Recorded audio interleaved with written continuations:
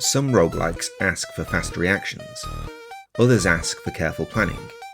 Ascend to Zero builds its entire identity around forcing those two instincts into the same room and locking the door. Its defining idea is simple.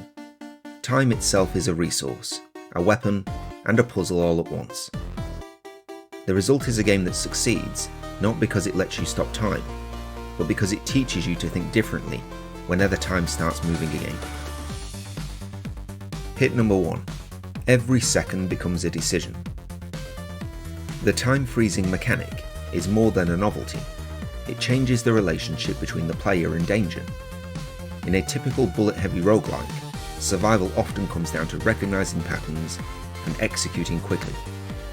Here, freezing time allows you to examine a battlefield crowded with enemies, projectiles, and movement routes before committing to a plan. That sounds powerful, but the clever part is that the game still demands judgment. Stopping time does not solve the problem. It merely gives you an opportunity to solve it yourself. Positioning, target priority, and route selection suddenly matter far more because you are making conscious tactical choices rather than relying purely on reflex. Ascend to Zero turns its combat into a series of calculated interventions, and that gives its action a distinctive character. Hit number 2. Momentum through compression. Many roguelikes create progression through long runs and gradual escalation. Ascend to Zero takes the opposite approach. Its structure compresses decision-making into short, intense bursts, where builds evolve rapidly, and every upgrade feels immediately relevant. Whether leaning into melee aggression or range damage, the game rarely leaves new abilities sitting in the background waiting to matter. Acquired tools are tested almost immediately.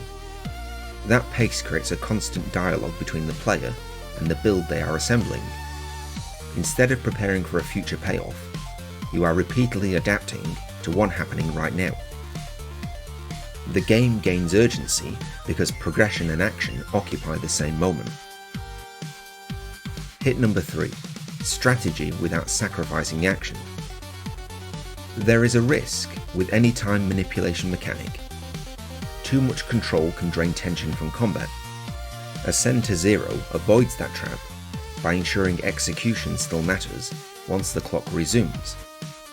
A perfect plan can collapse through poor positioning, an aggressive route can pay off spectacularly, or leave you trapped when movement resumes. The game never becomes a turn-based puzzle disguised as an action title. It preserves uncertainty.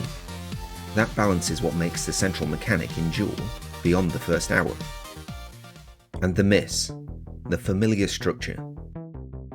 The one area where Ascend to Zero struggles is everything surrounding its headline idea. The time manipulation is fresh. The broader roguelike framework is considerably more familiar.